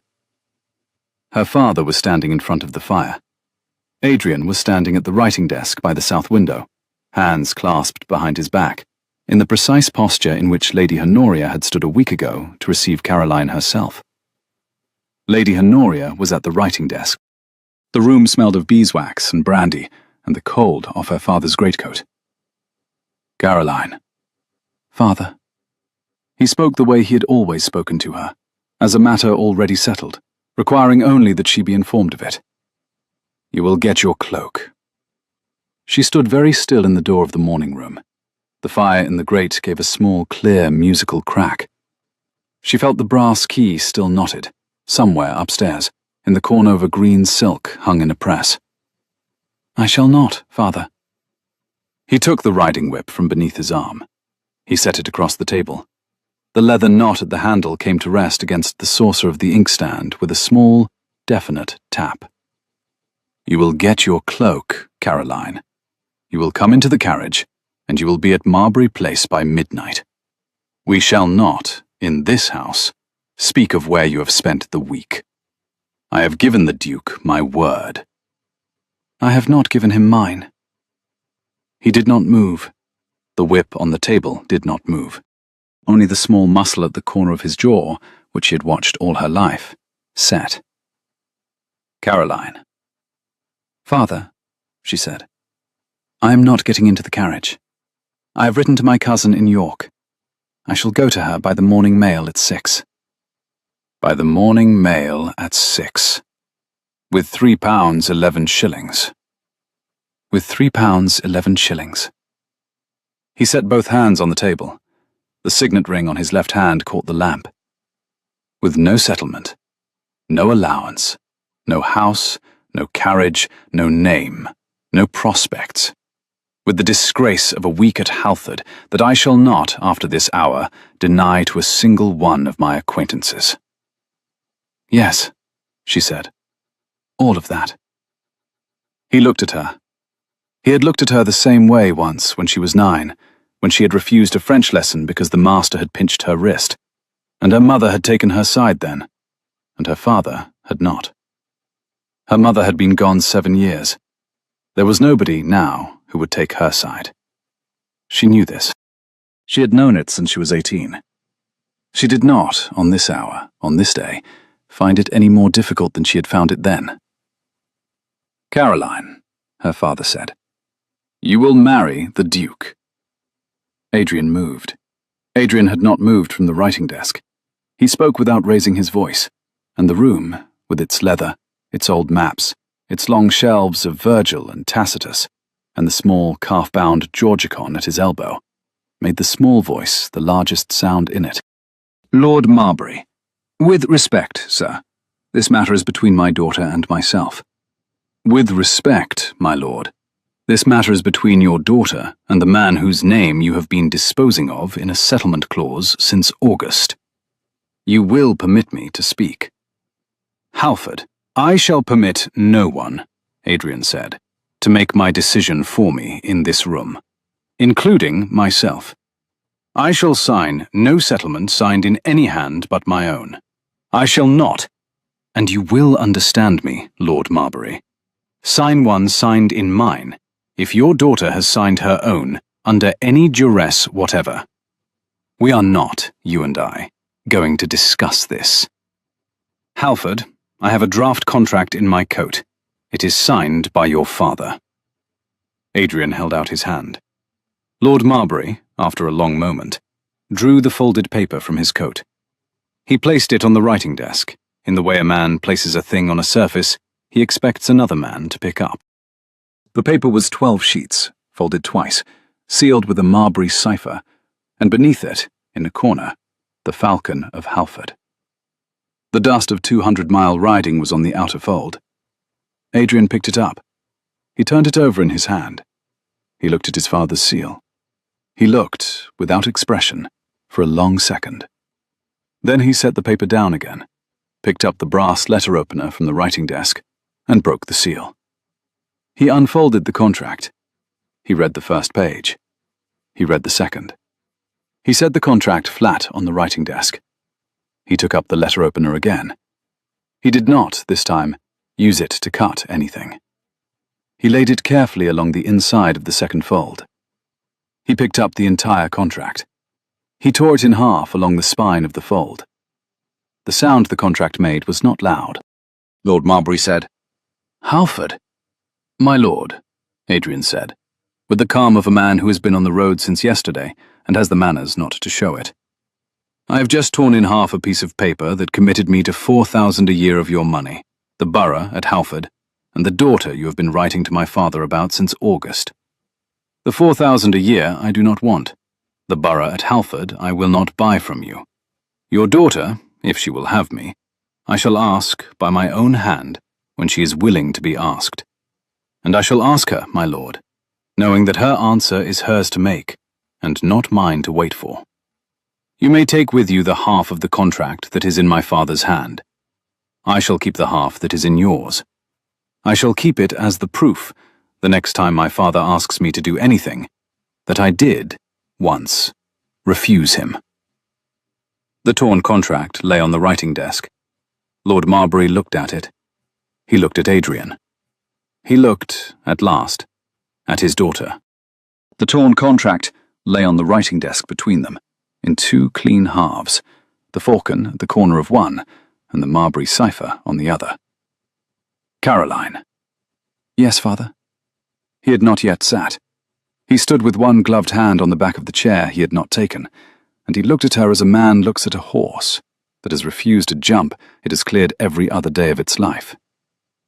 You are not, then, marrying the Duke? I do not know whether I am marrying anyone, father. I know I am not being sold to. You will be ruined. She did not flinch. I have been ruined since Sunday at 9:30. I knew it then. I know it now. I shall make my way. With £3 11 shillings. A beat. With £3 11 shillings. Lord Marbury looked at her. He took, from his coat, a folded letter she recognized, her own writing on the front. To Mrs. Eames, at the parsonage, Beaconsfield. He had taken it, presumably, from her writing box on Sunday afternoon.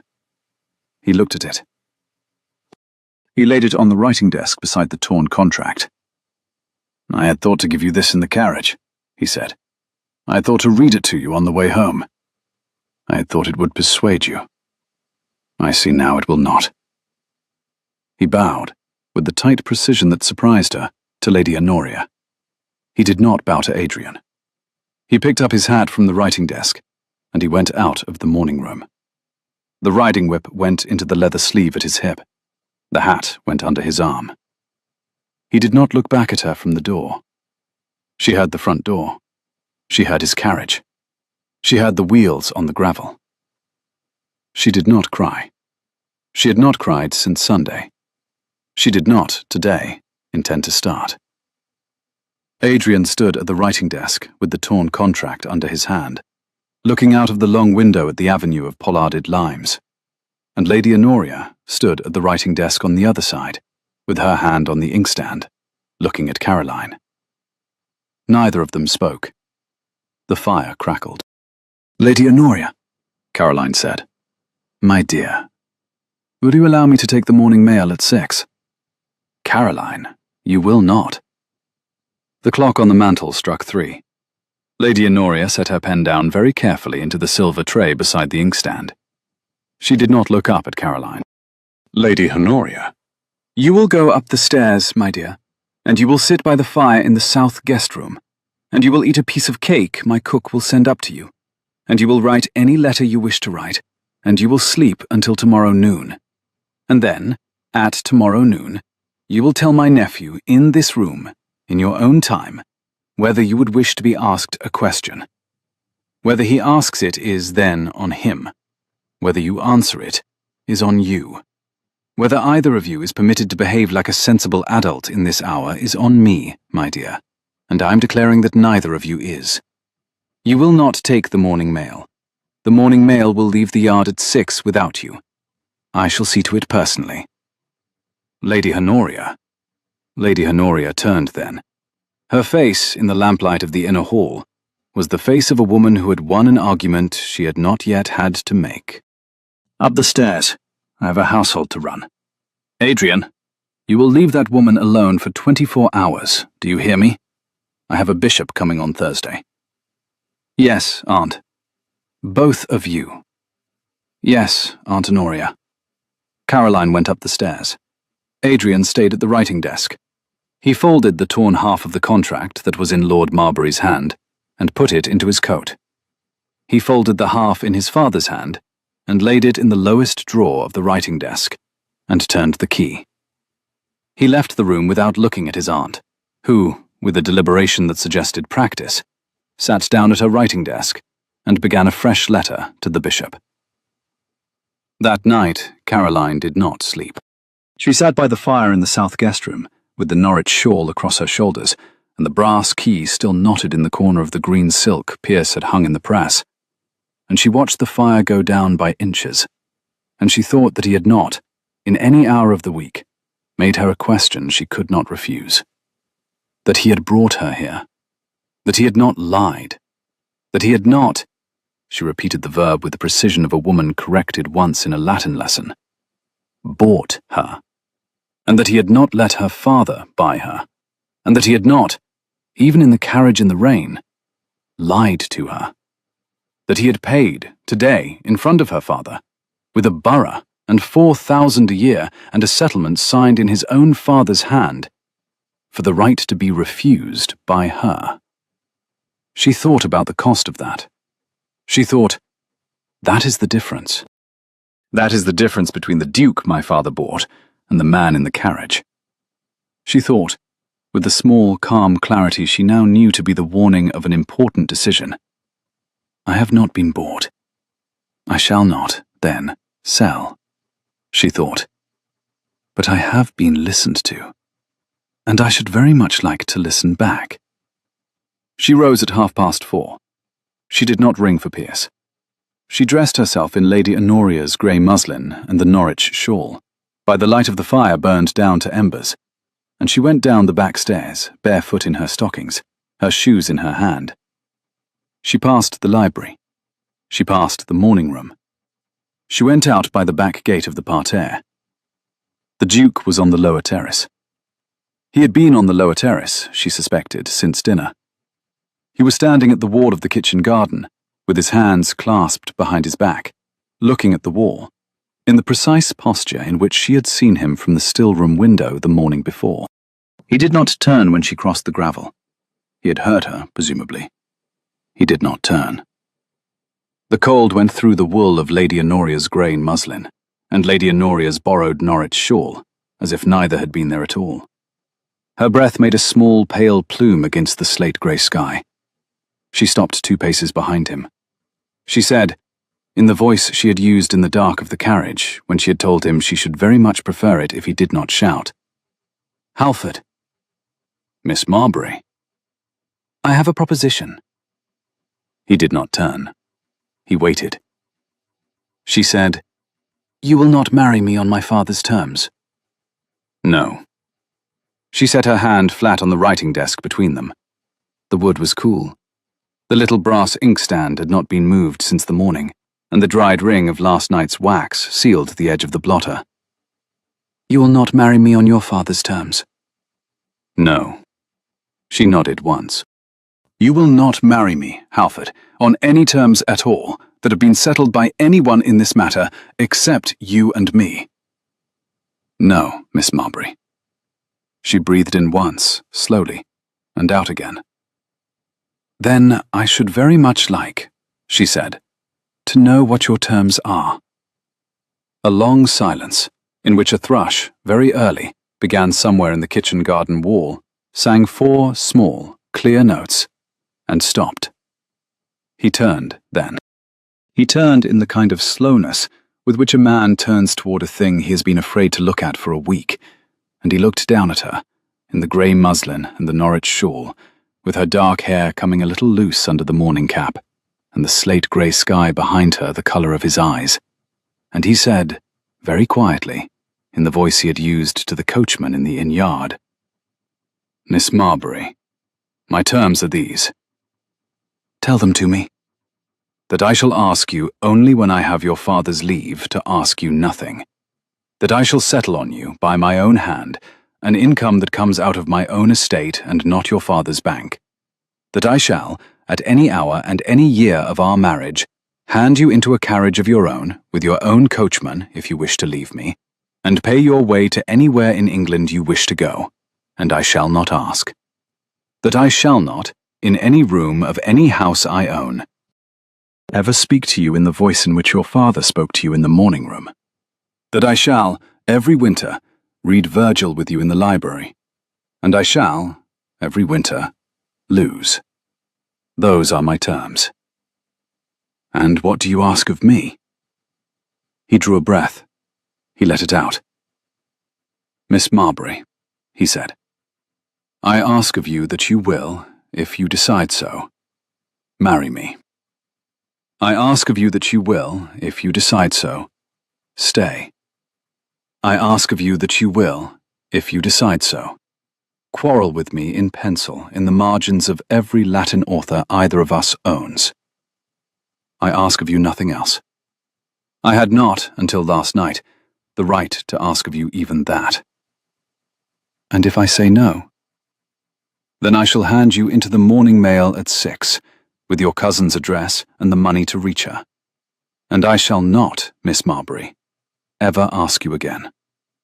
You will not be asked in this house anything you do not wish to answer. You were not in the carriage. You shall not be on the gravel. She looked at him. She looked at his slate-grey eyes, and the high old scar, and the line of his jaw her father would have called severe, and at his bare, ungloved hands, very large and very still by his sides, and at the wall of the kitchen garden, and the rosemary rimed with frost, and she thought, in a corner of her own head that had been quiet for 15 years, this is the second time I have hid in a stranger's carriage. The first time it was a duke's. The second time it is my own. She drew the slow, steady breath of a woman who had been raised to give an answer, and had, on one Sunday night in November, learnt to keep one, too. She said, in the small, clear voice in which she had told him in the dark of the carriage, that she would very much prefer it if he did not shout, "Halford, I shall marry you." He did not move. For a long moment he did not, in fact, breathe. The slate-grey sky went on lightening behind him. The lichen on the wall of the kitchen garden was the colour of old gold and dust. She watched his face. The very small movement at the corner of his mouth came and went, and came back and stayed.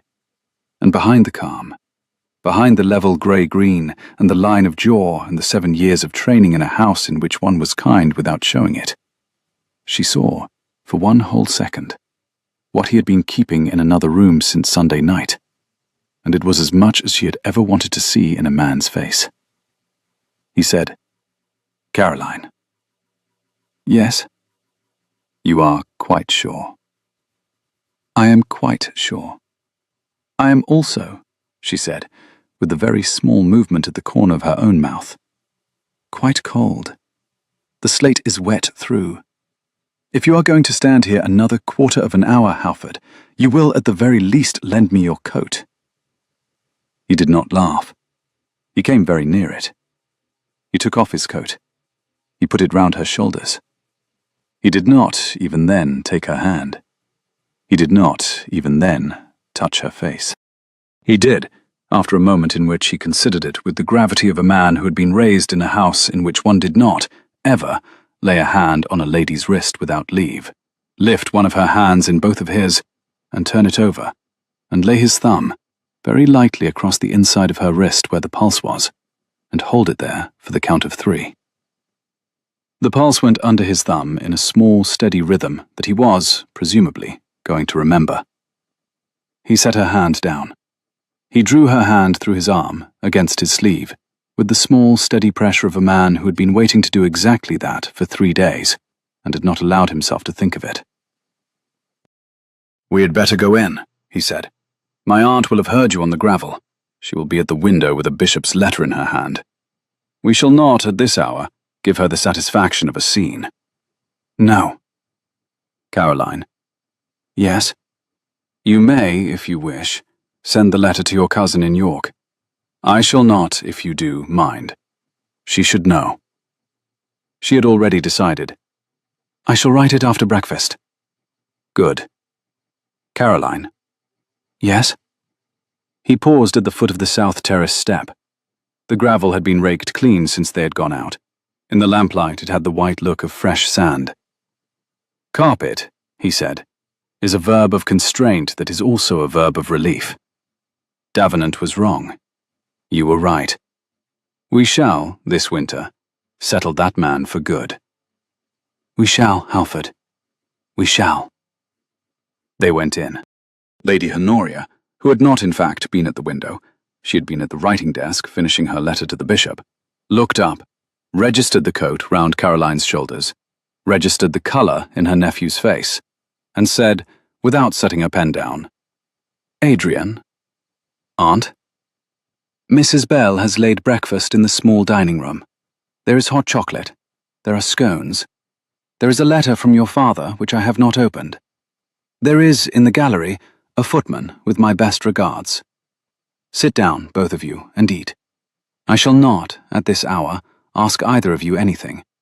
I shall, however, expect a great deal of you by tea. Yes, Aunt Honoria. They sat down. The chocolate was hot, the scones were warm. Through the long, mullioned window of the small dining room, the chalk frost on the south parterre was beginning, in places, to go. Somewhere on the home farm, a dog barked once. Somewhere in the kitchen, Mrs. Bell, with great quiet, set a copper preserving pan back on the flame. The clock on the mantel struck the hour, and kept on striking, and the 8th chime found Caroline Marbury, who at 9:30 on Sunday night had been an heiress, and was at 9:30 on Wednesday morning quite a different thing, laying her hand on the polished oak of a stranger's table, palm flat, in unconscious copy of her own posture, and Adrian Wycliffe laying his beside it, 2 inches off, neither hand quite touching the other, which was, in that house, the precise distance of consent. They were married in the parish church at Halford on the 2nd Sunday of December. Caroline wore her mother's lace, sent down by the cousin from York, who came in a hired chaise and quarrelled with Lady Honoria over the proper way to candy a violet. The bride's father did not attend. He wrote 3 days before a short, stiff letter offering his blessing and a settlement on his daughter of £15,000, to be held by trustees of the bride's own choosing, and saying he hoped, in the course of time, to meet his son-in-law on terms more agreeable to both. Adrian wrote back, in his own hand, saying he hoped the same. He laid the letter in the lowest drawer of the writing desk, on top of the half of the torn contract that was in Lord Marbury's writing, and he turned the key. The wedding breakfast was small. The dowager aunt presided. Mrs. Bell had made the cake. The head shepherd's wife had been seated, by instruction of the bride, between the bishop and Adrian's cousin from Berkshire, on the grounds that she had a story to tell about Mr. Petrie that the bishop would enjoy. Lord Marbury came north at Easter. He came alone, in his own carriage, with no letter announcing him, and Caroline received him in the morning room of Halford, with Adrian standing at the writing desk by the south window, and Lady Honoria at the other. He did not bring a contract. He brought, in a small wooden box, a folio of his late wife's writings. Caroline's mother had been an indifferent watercolourist and a very fine letter writer, which he had not, in 7 years, been able to open, and which he laid on the writing desk between Adrian and his daughter, and asked them, in a voice rougher than the voice in which he had spoken to her in November, whether they would, in their own time, look at it together. Caroline said, "Yes, father." He stayed 3 days. He went back to Hertfordshire with a jar of Mrs. Bell's quince preserve, and an unopened invitation to come north in the autumn. He came north in the autumn. He brought, that time, a pointer puppy for the home farm. In the 2nd year of their marriage, Caroline took over the management of the home farm books, in addition to those of the household, and reduced the steward's department to a single ledger, which she balanced on Saturday mornings with a glass of small ale at her elbow and an open Georgicon across her knee. Adrian, who had given up the borough at Halford within 3 months of his marriage, on the grounds that it had been bought for him, and that he did not wish to hold a seat his wife had refused to bring as dowry, spent his Saturday mornings reading aloud to her in the library while she balanced the ledger. The borough was sold to a wig manufacturer from Leeds. Adrian's father, who lived another 6 years, did not, after the first letter, mention it to his son again. In the 3rd year of their marriage, Caroline planted lilacs along the lower terrace, where the wall of the kitchen garden ran. By the 5th year, the lilacs had reached the height of a child's shoulder. By the 7th, they were over the wall. By the 9th, they came every May into a cloud of dark mauve and white that, for a fortnight, made the lower terrace the colour of a bruised sky. And Adrian, who had not, in 27 years, learnt the names of more than 3 flowers, learnt the name of that one. In the 10th year, in November, the night being wet and the candles in the library low, Caroline Wycliffe, Duchess of Halford, who at 25 had hid in a stranger's carriage in the dark of a coaching inn, sat by the fire in the long green leather chair her husband had once stood behind on a Sunday afternoon, to tell her she was not, in his house, a captive. And she set down the Georgicon on the side table, and she said, "Adrian." "Caroline." She did not look up from her work. The needle moved 1 stitch, 2 stitches, 3. "The carriage." "What of it?" She set the needle through and laid the work in her lap. "You have not, in 10 years, told me what became of it." "It is in the coach house," he said. "It has been repainted twice. It is, at present, a perfectly respectable dark blue, with the falcon on the panel." "Why do you ask?" "Because I should like to take it to the parish school tomorrow. I should like to drive through the avenue. I should like, when we come back through the gate, to see the carriage from inside the gate, the way I saw it the first time, from inside the yard at the halfway crown." He set down his book. He looked at her across the fire. The very small movement at the corner of his mouth came, and the slate-grey eyes, and the high old scar. He set his hand on the arm of the chair. He did not, on first hearing her, move at once. "Caroline." "Adrian." She set her sewing aside. The brass key she had carried that first night was on the little inlaid table at her elbow, kept there in the way other women kept a pincushion, more for the look of it than the use. "And she'll be on the drive at 10. "Thank you." A pause. The lamp on the sideboard hissed once and steadied. "Caroline." "Yes?" "I have not in 10 years asked you. Do you know why I drove on that night in the rain?" "You said it was for the courage." He had drawn a folded paper from the pocket of his coat. It was very old, very soft. He did not give it to her. He laid it on the small table between them, where the brass key was. "I said it was for the courage. I had not, then, the courage to say it was for the running. I was running, that night, from a marriage I had not chosen, the way you were running from one. I had not, until I shut the carriage door on Sunday night, known there was any way out.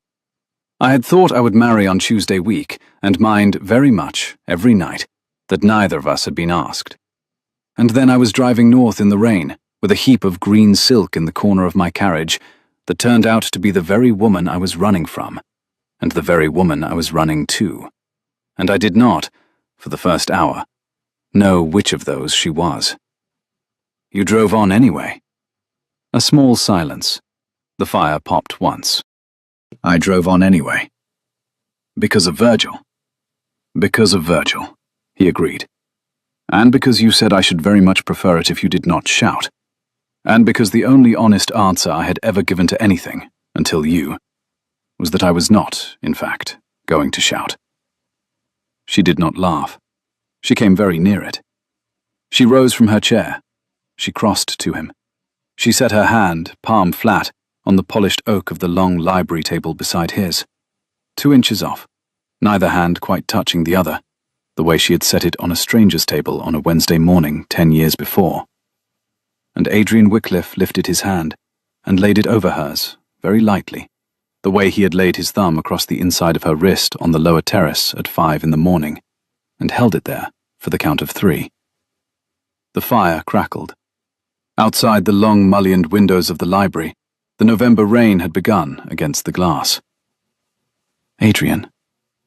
"Caroline." She had set her teacup back into its saucer. The small clink of china on china was the only sound between them for a moment. "Carpet," she said, "is a verb of constraint. that is also a verb of relief. It is. A log shifted in the grate.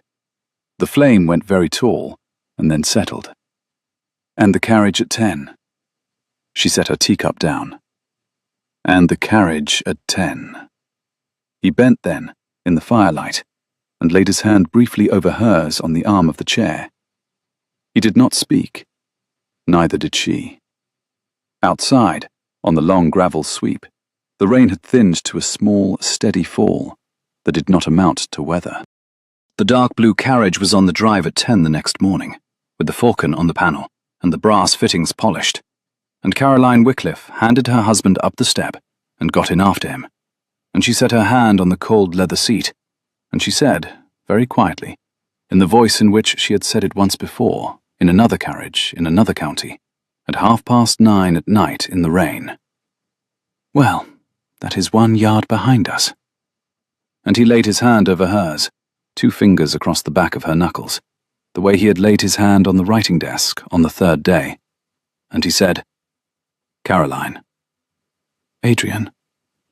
"It is." The carriage moved off down the avenue of pollarded limes, between the lilacs that had not yet, in November, come into leaf, and through the gate where the chalk frost lay along the gravel like a thin, pale band of light. And the door of the carriage, which was a perfectly respectable dark blue with the falcon on the panel, closed behind them with the small, clean sound of brass coming home to brass, and the wheels turned, and the carriage went on.